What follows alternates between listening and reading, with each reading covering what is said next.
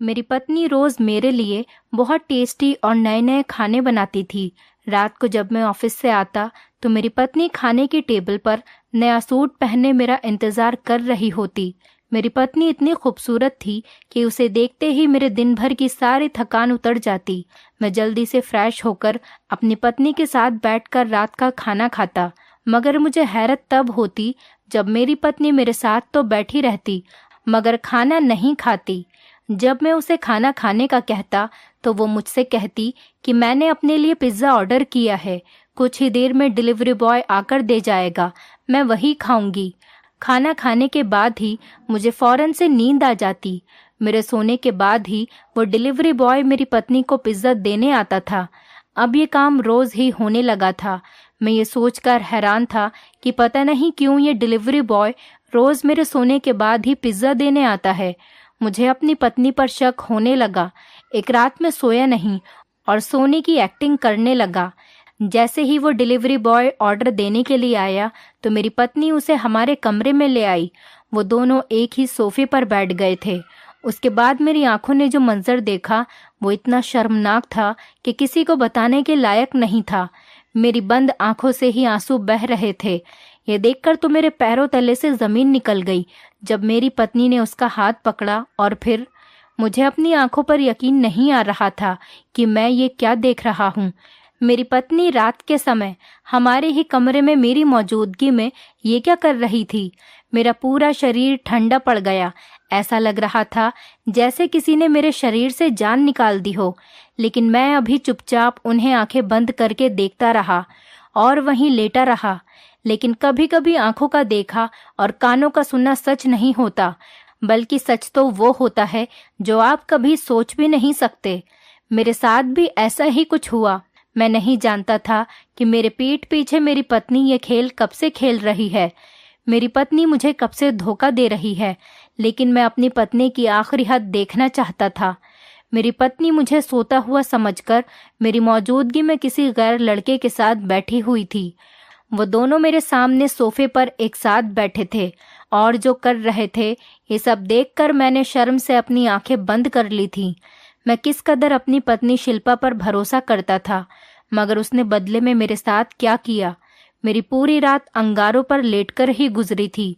वो लड़का कुछ समय मेरी पत्नी के साथ बिताकर वापस चला गया, लेकिन जाते जाते मेरे जीवन का सुकून भी अपने साथ ले गया। मैं पूरी सच्चाई जानने के बाद ही अपनी पत्नी को रंगे हाथों पकड़ना चाहता था।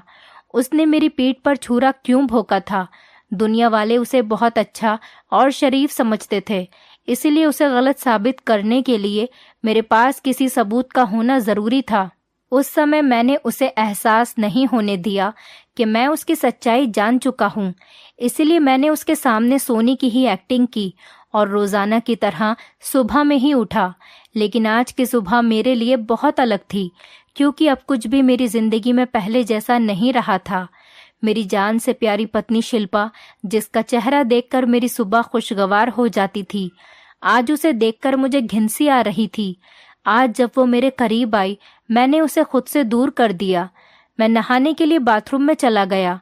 कल रात मुझ पर जो कयामत टूटी थी, उसकी वजह से अब हमारा रिश्ता पहले जैसा कभी भी नहीं हो सकता था। मैं नहाकर जब बाहर निकला तो शिल्पा मेरे इंतजार में बैठी थी। मुझे देखकर कहने लगी कि आज ऑफिस से जल्दी आ जाइएगा, हम घूमने के लिए बाहर चलेंगे। लेकिन आज मैंने उसे साफ साफ कह दिया कि मेरा कहीं जाने का कोई इरादा नहीं है। मेरा दिल तो चाह रहा था कि मैं उससे पूछूं आखिर उसने मेरे साथ इतना बड़ा धोखा क्यों किया, लेकिन मैं जल्दबाजी में कोई भी ऐसा काम नहीं करना चाहता था जिससे कुछ गलत हो जाए। इसीलिए मैंने उसके चेहरे की तरफ नहीं देखा, क्योंकि आज वो मुझे बहुत बुरी लग रही थी। मेरा बदला हुआ रूप देखकर उसे कुछ समझ नहीं आया, क्योंकि कल रात तक हम दोनों के बीच में सब कुछ ठीक ठाक था। इसलिए वो जान न सकी कि मेरा बर्ताव अचानक क्यों बदल गया। वो ये बात नहीं जानती थी कि कल रात को मैं सोया नहीं था, बल्कि जाग रहा था। हम अक्सर ही बाहर घूमने जाया करते थे। जब भी वो कोई फरमाइश करती, मैं फौरन पूरी कर देता था। लेकिन कल रात के बाद सब कुछ बदल गया था। मैंने उससे कहा कि मुझे देर हो रही है, ऑफिस के लिए निकलना है। मैं बहुत ही रूखे अंदाज में उससे बाय कहकर घर से निकल गया, वरना आज से पहले मैं ऑफिस जाने से पहले उससे बहुत सारी बातें करता था। लेकिन आज मेरा दिल नहीं चाह रहा था।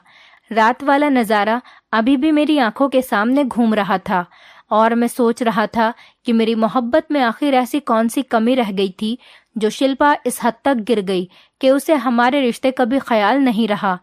मैं बहुत ही गुस्से में बहुत तेज गाड़ी चलाता हुआ ऑफिस पहुंचा। ऑफिस पहुंचने के बाद भी मेरे दिमाग से रात वाली बात निकल ही नहीं रही थी। मैंने अपने असिस्टेंट को कह दिया कि आज की सारी मीटिंग कैंसिल कर दो, मेरी तबीयत ठीक नहीं है।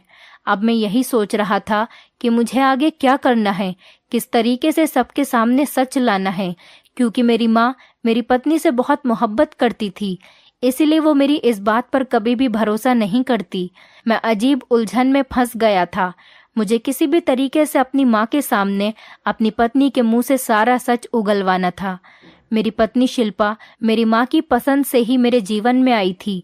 वो उनकी किसी दोस्त की बेटी थी और उन्हें जान से भी ज्यादा प्यारी थी। शादी के बाद तो मैं भी शिल्पा से मोहब्बत करने लगा था, लेकिन अब मुझे ये पता चला था कि मोहब्बत सिर्फ एक तरफा है। शिल्पा का मुझसे मोहब्बत करना, मेरा ख्याल रखना, मेरे आगे पीछे घूमना, वो सिर्फ एक धोखा था और फरेब था। अब जाकर मुझे ये बात समझ आ गई थी। मेरा नाम अमर है। जब मैं 25 साल का नौजवान था, तब एक दिन अचानक ही मेरी माँ मेरे कमरे में आई और कहने लगी, बेटा, अगर तुम मुझसे मोहब्बत करते हो तो बिना कोई सवाल किए मेरे एक फैसले पर अपना सर झुका देना। मैं अपनी माँ से बहुत ज़्यादा मोहब्बत करता था, क्योंकि मेरे पिता के देहांत के बाद मेरी माँ ने बहुत मेहनत से मुझे पाल पोस कर बड़ा किया था। मेरे लिए वो मेरे पिता भी थीं और मेरी माँ भी। मैं अपनी माँ के किसी भी फैसले के खिलाफ जाने का सोच भी नहीं सकता था। इसलिए मैंने अपनी माँ से कहा कि मुझे आपका हर फैसला मंजूर है। माँ कहने लगी कि उन्होंने मेरा रिश्ता तय कर दिया है और 1 हफ्ते बाद ही मेरी शादी है। माँ की बात सुनकर मुझे धक्का लगा। मैं कुछ देर खामोश खड़ा रहा और सोचने लगा कि इतनी जल्दी माँ को लड़की कहाँ से मिल गई और उन्होंने मुझे बिना बताए ही मेरा रिश्ता तय कर दिया। मेरी और मेरी माँ की जिंदगी में एक दूसरे के अलावा और कोई नहीं था। लेकिन फिर माँ ने मुझे खुद ही बताया कि उनकी दोस्त की बेटी है, बहुत ही अच्छी लड़की है। आज तक मैंने अपनी माँ की किसी भी दोस्त के बारे में नहीं सुना था। आज अचानक ही माँ मुझे अपने बचपन की दोस्त की बातें बताने लगी। मेरे लिए ये सब कुछ बहुत अजीब था। माँ की ये दोस्त उनके पुराने समय की साथी थी। आज बहुत ज़माने के बाद माँ की उससे मुलाकात हुई थी।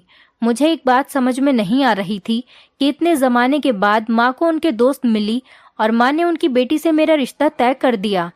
मैंने अपनी माँ से कहा कि शादी के लिए कुछ समय ले लेते हैं, लेकिन माँ ने मेरी बात नहीं सुनी। मुझ पर शादी के लिए इतना जोर दिया कि मैंने शिल्पा को बिना देखे ही शादी के लिए हाँ कर दी और फिर हमारी शादी हो गई। वो मेरी दुल्हन बनकर मेरे घर पर आ गई। शादी की रात जब मैंने उसे पहली बार देखा तो वो बहुत ज़्यादा खूबसूरत भी नहीं थी। मुझे उसमें कोई भी ऐसी ख़ास बात नहीं दिखाई दी कि माँ ने उसे इतनी जल्दी मेरे जीवन में शामिल कर दिया। माँ की दोस्त बहुत ज़्यादा बीमार थीं, इसीलिए वो चाहती थी कि उसकी ज़िंदगी में ही उसकी बेटी की शादी हो जाए।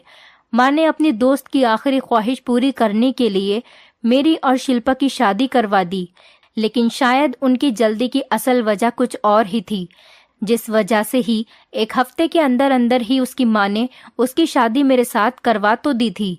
वो वजह मुझे अब समझ आ रही थी। मेरी पत्नी अगर मेरे घर में इतना कुछ कर सकती है तो अपनी माँ के घर में क्या कुछ नहीं करती होगी। वहाँ तो वैसे भी वो अकेली थी। शिल्पा के घर में सिर्फ उसकी बीमार माँ ही थी, वो भी मेरी तरह इकलौती थी। शिल्पा की माँ ने बताया कि उसके पिता का देहांत उस समय हुआ था जब वो 5 साल की थी। मैंने शिल्पा के साथ बहुत मोहब्बत और ईमानदारी से अपने रिश्ते की शुरुआत की थी। वो हमेशा मेरी माँ का बहुत ख्याल रखती थी। उसने हमारे घर आते ही हमारे पूरे घर की जिम्मेदारी संभाली थी। उसने आने के बाद मेरी माँ को जो बेटी की कमी महसूस होती थी वो पूरी हो गई थी। शिल्पा ने मेरी माँ का दिल ऐसे जीत लिया था कि वो दिन रात सिर्फ उसी की तारीफों के गुण गाती रहती। मुझे भी ये देखकर बहुत खुशी होती कि मेरी पत्नी ने बहुत अच्छे तरीके से हमारी जिंदगी में अपनी जगह बना ली है, लेकिन अब यही बात मुझे परेशान कर रही थी, क्योंकि मैं चाहकर भी अपनी माँ के सामने उसकी बुराई नहीं कर सकता था, जबकि वो मेरे साथ गलत कर रही थी। अगर मैं अपनी माँ से कहता कि मैंने उनकी बहू को आधी रात को किस हालत में देखा है, तो शायद वो मेरे मुंह पर ही एक थप्पड़ मार देती। मेरा दिल बहुत जल रहा था। वो समय मुझे अभी भी याद था जब वो मेरे सामने किसी गैर मर्द के साथ सोफे पर बैठी थी। अब मुझे समझ में आ रहा था कि वो अपने मायके क्यों नहीं जाना चाहती थी। शादी के बाद से ही शिल्पा बहुत कम और बहुत मुश्किल से ही अपने घर जाती थी।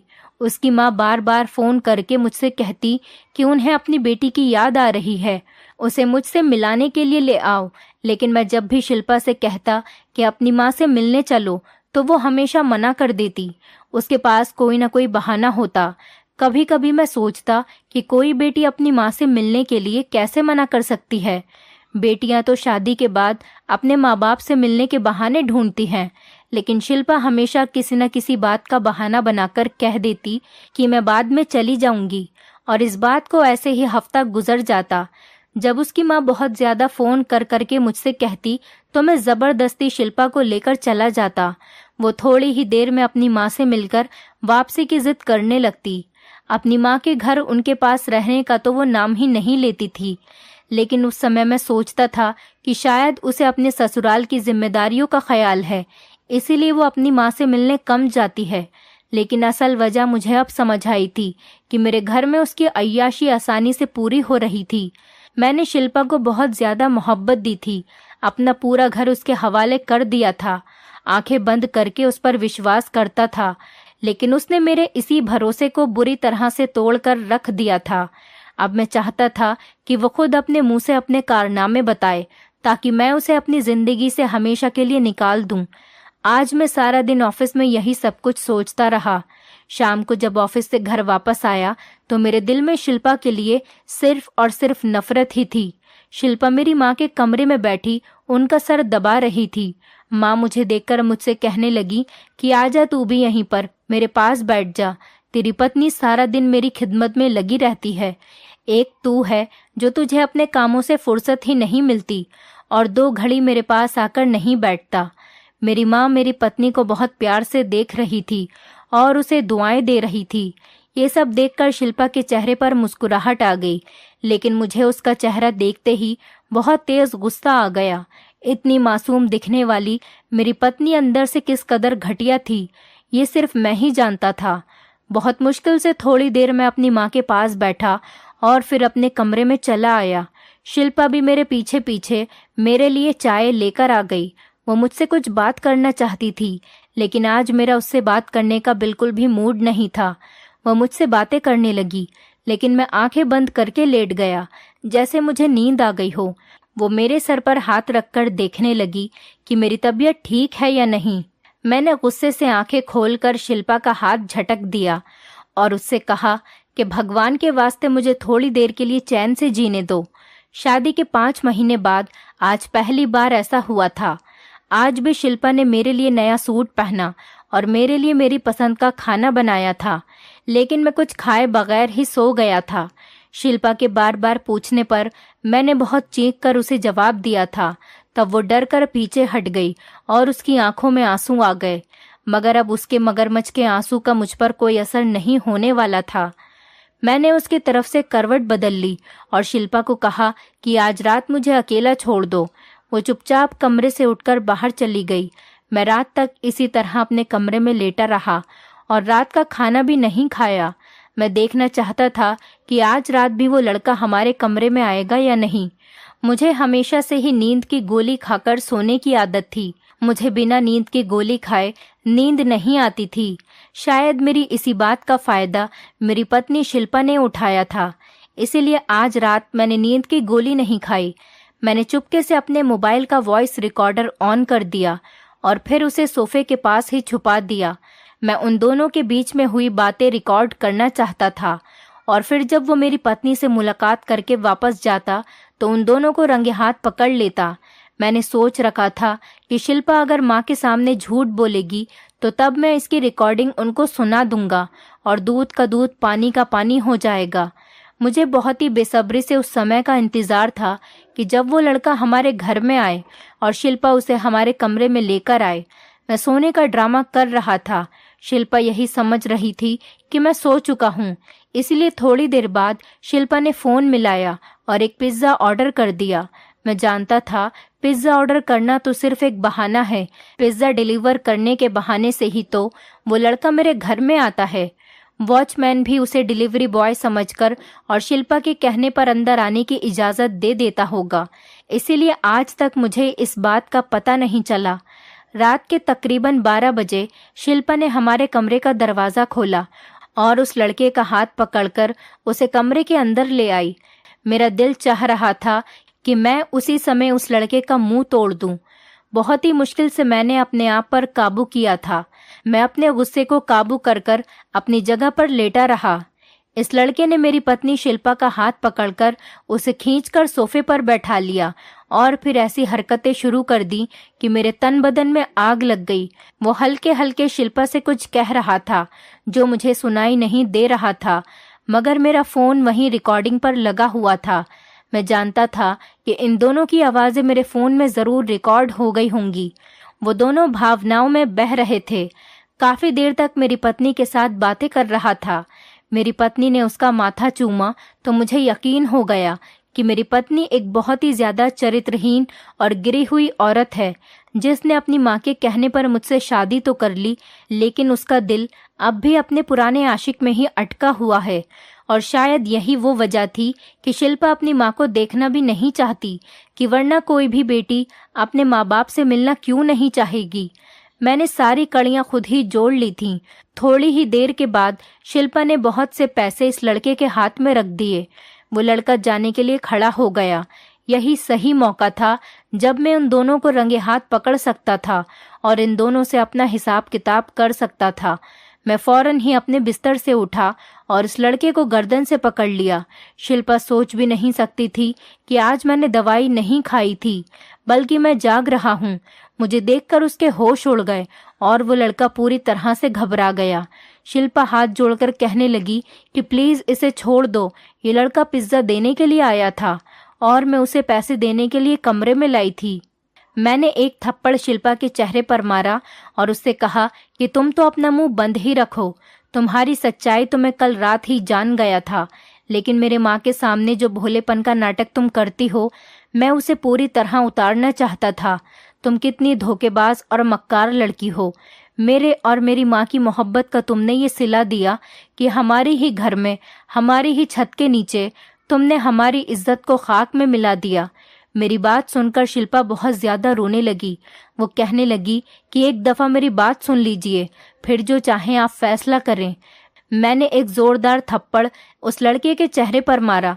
जो कुछ मैंने अपनी आंखों से देखा था, उसके बाद तो कुछ भी सुनने समझने की गुंजाइश ही बाकी नहीं रही थी।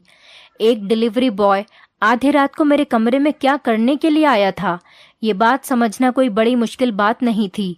मेरे कमरे में शोर सुनकर मेरी माँ भी मेरे कमरे में आ गई। कमरे का मंजर देखकर वो परेशान हो गईं। मैंने माँ को चीख कर बताया कि उनकी प्यारी बहू किस तरह हमारी इज्जत को मिट्टी में मिला रही है। मेरी बात सुनकर मेरी माँ को सदमा लगा और वो मुझसे कहने लगी कि कुछ तो होश करो, शिल्पा एक इज्जतदार लड़की है। मैंने गुस्से में माँ से कहा कि मैं शिल्पा के बारे में कुछ भी नहीं कहूँगा, बल्कि अब जो कहेगा मेरा फ़ोन रिकॉर्डर कहेगा।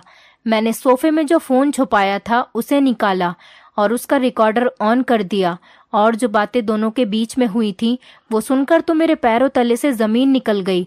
वो लड़का और शिल्पा मेरे सामने सर झुकाए खड़े थे। मेरी माँ भी मुझसे बहुत ज़्यादा नाराज़ थी। जो कुछ मैंने देखा था और सुना था वो सब कुछ गलत था। सच तो बिल्कुल ही उससे उल्टा था, जिसके सुनने और जानने के बाद मैं अपनी माँ और शिल्पा से नज़रें मिलाने के लायक ही नहीं रहा था। शिल्पा की सिसकियां मेरे पूरे कमरे में गूंज रही थीं। मेरी माँ उसको सीने से लगाकर तसल्ली दे रही थी। मेरी माँ कह रही थी कि वो हर हाल में उसके साथ ही रहेगी। माँ ने उस लड़के को भी सोफे पर बिठाया। मैं अपनी जगह पर खड़ा रहा। शिल्पा और उस लड़के के बीच में होने वाली बातों ने मुझे आईना दिखाया और अब शायद सारी जिंदगी मैं अपना चेहरा आईने में नहीं देख सकता था। वो लड़का शिल्पा को अपने गले से लगाए बैठा था। वो लड़का रिकॉर्डिंग में कह रहा था कि दीदी, तुम्हारी दुआओं और मदद की वजह से ही आज मेरा LLB कंप्लीट हो गया है। अब मुझे सिर्फ 1 साल की प्रैक्टिस करनी है। दीदी, अगर तुम मेरा साथ नहीं देती तो शायद मैं कभी भी अपनी जिंदगी में आगे नहीं बढ़ पाता। बाबा ने तो हम दोनों को अलग कर दिया था और मुझे अपने साथ ले गए थे, लेकिन तुमने कभी भी मुझे अकेला नहीं छोड़ा। इसी वजह से आज मैं अपनी जिंदगी में इतना पढ़ पाया हूँ। शिल्पा उसे मुबारकबाद दे रही थी और उसे अपना भाई कह रही थी। अब मुझे पता चल गया था कि उन दोनों के बीच में भाई बहन का रिश्ता था।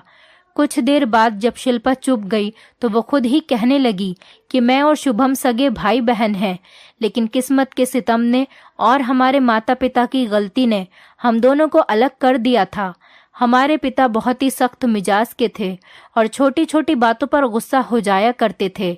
माँ और बाबा के बीच में हमेशा लड़ाई झगड़े होते रहते थे। फिर एक समय ऐसा आया कि उन दोनों ने अलग होने का फैसला कर लिया और फिर दोनों ने खुद ही बच्चों का भी बंटवारा कर लिया। बाबा शुभम को लेकर अपने साथ चले गए और माँ ने मुझे रख लिया। उन्होंने ये सोचा ही नहीं कि उनका ये फैसला हम दोनों की जिंदगियों के ऊपर क्या असर करेगा। हम दोनों भाई बहन बचपन से ही एक दूसरे से बहुत मोहब्बत करते थे और एक दूसरे की जुदाई बर्दाश्त नहीं कर पाते थे, लेकिन अपने माँ बाप के फैसलों की वजह से हम दोनों एक दूसरे से बिछड़ने के लिए मजबूर हो गए। बाबा ने दूसरी शादी कर ली। शुभम को दूसरी माँ मिल गई थी, लेकिन वो उसके साथ बहुत ही बुरा बर्ताव करती थी। माँ ने दूसरी शादी नहीं की थी और वो बीमार हो गई थी, जिस वजह से बहुत ही कम उम्र में मैं अपने घर को संभालने लगी। हम दोनों ने ही दूसरे बच्चों की तरह अपना बचपन अच्छे से नहीं गुजार सके थे, बल्कि हमारा बचपन हमारे माता पिता की वजह से छिन गया था। कई सालों बाद जब मैं 15 साल की हुई, तब एक दिन अचानक शुभम हमारे घर के दरवाजे पर आया और वो अपनी सौतेली माँ से बहुत परेशान हो चुका था। उसने अपने पिता का घर छोड़ दिया था। वो हमारे साथ रहना चाहता था, लेकिन माँ ने मना कर दिया और कहने लगी कि हो सकता है कि ये तेरे बाप की कोई साजिश हो, उसने ही इसे कुछ समझाकर यहाँ भेजा होगा। लेकिन मैंने शुभम का नंबर ले लिया था। शुभम को मजबूरन हॉस्टल में रहना पड़ा। जब भी मुझे मौका मिलता तो मैं शुभम से मिलने चली जाती और समय समय पर उसकी मदद करती रहती। वो बहुत ही मेहनती लड़का था और पढ़ लिख कर कुछ बनना चाहता था, इसीलिए उसने डिलीवरी बॉय की नौकरी कर ली और साथ साथ अपनी पढ़ाई भी पूरी की और अब वो वकील बनने वाला है। लेकिन मैं अपने भाई शुभम के रिश्ते को सबसे इसीलिए छुपा रही थी। आज भी मेरी माँ मेरा और शुभम का रिश्ता बिल्कुल भी बर्दाश्त नहीं कर सकती। वो नहीं चाहती थी कि मैं शुभम से कोई भी रिश्ता रखूं। वो आज भी सालों पुरानी नफरत अपने दिल में लिए बैठी है, जो उन्हें मेरे बाप से थी। मैं शुभम को इसीलिए चुपके से मिलने के लिए घर बुलाती। मुझे डर था कि कहीं आप लोगों को शुभम के बारे में कुछ पता चल गया तो आप माँ को न बता दें। शिल्पा ने सारा सच मुझे बता दिया था। मैंने उन दोनों को गले मिलते हुए देखा तो मैं समझ बैठा कि वो दोनों किसी गलत रिश्ते में बंधे हुए हैं। मैंने हाथ जोड़कर उन दोनों से माफ़ी मांग ली और शुभम को अपने ही घर में रहने के लिए जगह दे दी। तलाक या अलग रहना पति पत्नी के बीच में होता है, लेकिन सबसे ज्यादा असर उसका हमारे बच्चों पर पड़ता है। बच्चों का चरित्र और फ्यूचर दोनों ही खराब हो जाते हैं। अपनी जिद और नफरत को देखते हुए कोई भी फैसला करने से पहले हमें अपने बच्चों के बारे में जरूर सोचना चाहिए। आज इस बात को 1 साल हो गया है। मैंने शुभम और उसकी माँ के बीच की नफरत खत्म करवा दी है और आज सब कुछ ठीक हो गया है। मैं और मेरी पत्नी भी एक दूसरे के साथ बहुत ज़्यादा खुश हैं। दोस्तों, उम्मीद करती हूँ आपको हमारी कहानी पसंद आई होगी। कहानी पसंद आई है तो वीडियो को लाइक करें, चैनल पर नए हैं तो चैनल को सब्सक्राइब करें और हाँ, नोटिफिकेशन बेल को ज़रूर दबाएं ताकि अगली अपडेट सबसे पहले आपको मिले।